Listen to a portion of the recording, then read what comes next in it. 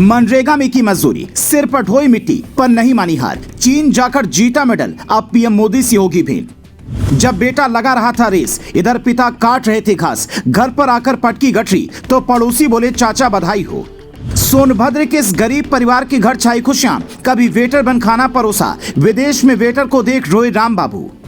सोनभद्र जिले में एक गांव पड़ता है बहुआरा, वहीं के भैरव गांधी टोले के रहने वाले राम बाबू की यह तस्वीर है। मनरेगा में मजदूरी करने के लिए सिर पर गमछा बांधा हुआ है। मिट्टी ढोकर दिन के 200 से 250 रुपए कमा लेते हैं। इसमें घर का गुजारा किसी तरह से होता है। ये उनके पिता और माँ हैं। खपरेल वाली कच्चे मकान के बाहर दोनों खड़े हैं। पिता घास काट कर लाते हैं तो जानवरों को चारा मिलता है। माँ किसी तरह से गरीबी में 2 जून की रोटी बनाती हैं। पर राम बाबू ने कभी हार नहीं मानी। राम बाबू की माँ बताती हैं, हमारे पास अपनी कोई जमीन नहीं है। सरकार ने 11 बिस्वा जमीन दी थी, लेकिन उस पर भी दूसरे लोग कब्जा करने की कोशिश में लगे हैं और इसी वजह से हमारा घर आज तक नहीं बन पाया। बड़ी मुश्किल से बेटे को जवाहर नवोदय विद्यालय में पढ़ाया। फिर ये पैदल चलने वाला गेम खेलने लगा और मेडल जीतने लगा। आज चीन में मेडल जीता तो ये सुनकर खुशी हुई। राम बाबू के पिता मीडिया के सामने बात करने से झिझकते हैं, पर बेटी की सफलता में उनका बहुत बड़ा योगदान है।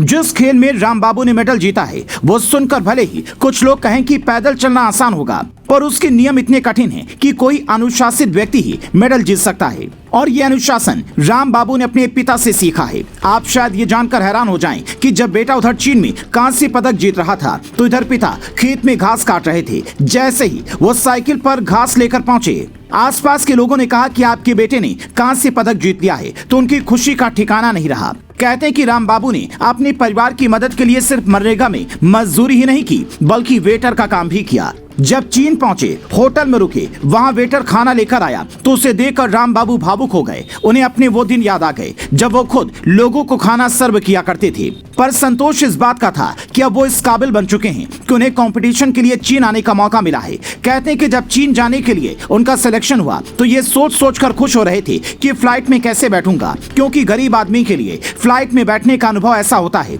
जिसे वो शब्द में बयां नहीं कर सकता।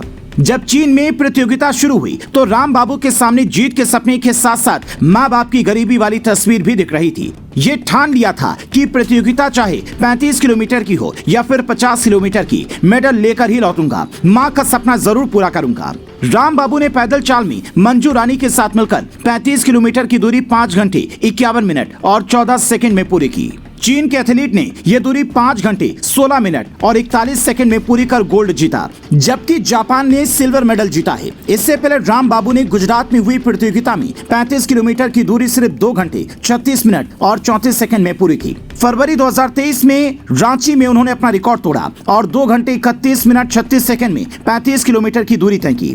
आज राम बाबू की सफलता पर पूरा परिवार खुश है और उन संघर्ष के दिनों को याद कर रहा है जब राम बाबू मेहनत और हौसलों की ईंटों से मेडल का महल खड़ा कर दिया। आज उसी का नतीजा है कि आज प्रधानमंत्री नरेंद्र मोदी से लेकर सीएम योगी तक उनके मुरीद हैं। पीएम मोदी ट्वीट कर उन्हें बधाई देते हैं। हो सकता है कि चीन से वापस आने के बाद मुलाकात भी करें, क्योंकि हर मेडल जीतने वाले खिलाड़ी से पीएम मोदी जरूर मिलते हैं। आप राम बाबू की कहानी अपने बच्चों को जरूर सुनाइए, घर घर पहुंचाइए और समझाइए कि गरीबी को बेड़िया बनाकर पहने रहोगे तो कुछ नहीं करोगे, उसमें हौसलों की चाबी भरते ही उड़ान भरना शुरू कर दोगे। राम बाबू की सफलता पर आप बधाई जरूर दें। इससे उनका और उनके जैसे कई एथलीट का हौसला बढ़ेगा। Bureau report, global Bharat TV.